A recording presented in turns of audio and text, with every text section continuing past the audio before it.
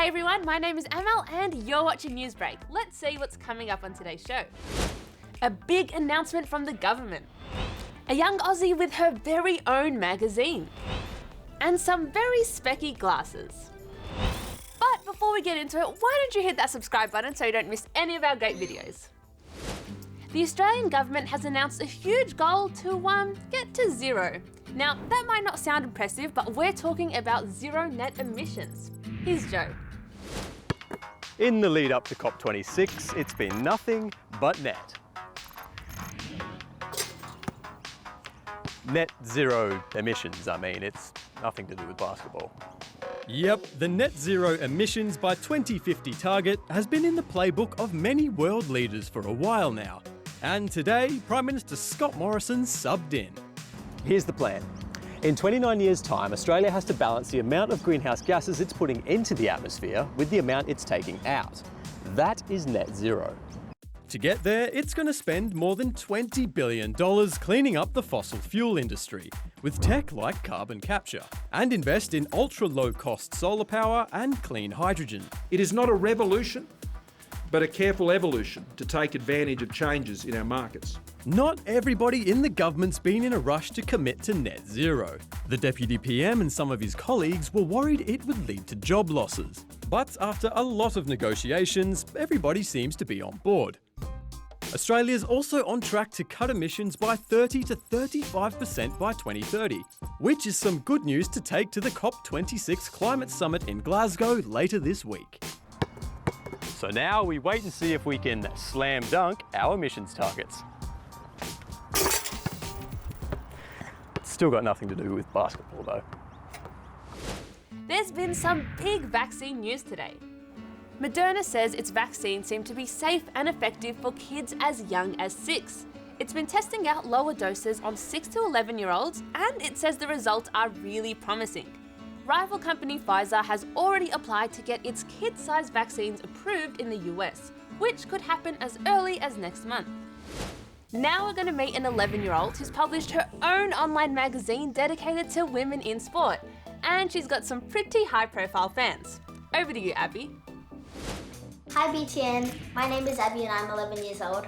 I live in Sydney with my mum, dad and younger sister.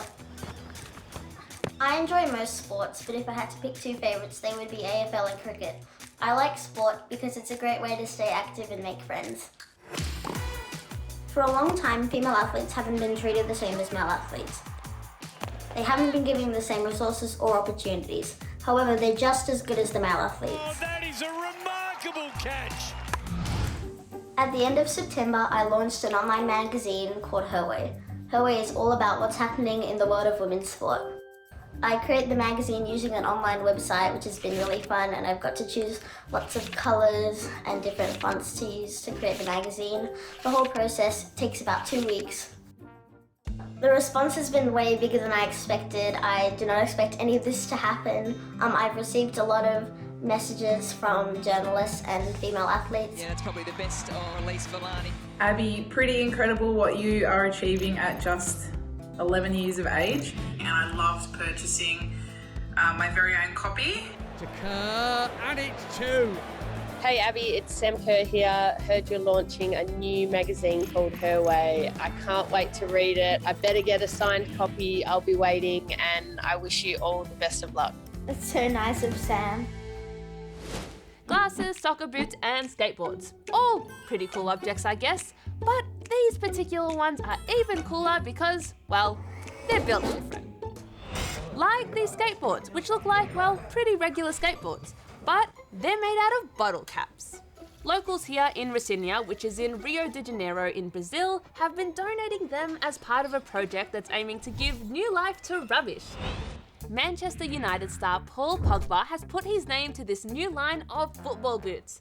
Yeah, they look pretty cool if you're into that sort of thing, but the best bit, according to some, is what they're made of. 100% vegan, non-animal products and some recycled materials. And forget your regular run-of-the-mill glasses. These are diamonds. Yep, real diamonds, even the lenses. And these ones are emeralds. They belong to a Mughal prince in India more than 400 years ago, who had expensive taste. And now they could be yours if you have a spare $3 to $5 million. Alright coolies, before we go, don't forget to hit that subscribe button. That's all from me, and I'll catch you tomorrow.